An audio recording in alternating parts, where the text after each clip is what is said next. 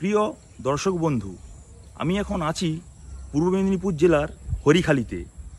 আমার পেছনে একটি ভগ্নপ্রায় বাড়ি দেখতে পাচ্ছেন। এই বাড়িটি আসলে একটি রাইস মিল। আজ থেকে বহু বছর আগে এই রাইস মিলটি এখানে গড়ে উঠেছিল।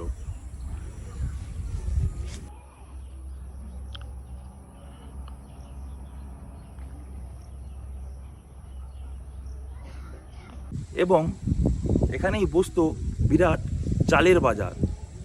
সামনেই রয়েছে হলদি নদী।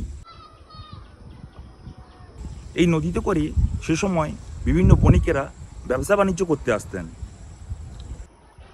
তৎকালীন সময়ে অবিভক্ত মেদিনীপুর জেলার সবথেকে বড় রাইস মিল ছিল এটি।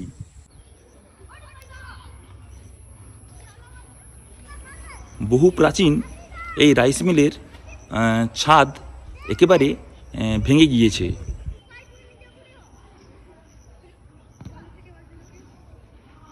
এবং ছাদের চাইগুলো উপর থেকে ভেঙে ভেঙে পড়ছে।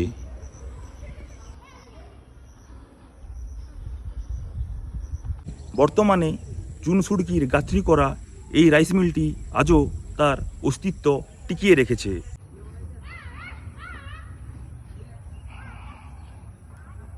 এই রাইস মিলটি কতদিন টিকে থাকবে তা আমরা জানি না। তবে আপনারা যদি কেউ হরিখালিতে এসে থাকেন তাহলে অবশ্যই এই রাইস মিলটি দেখে যাবেন। নমস্কার।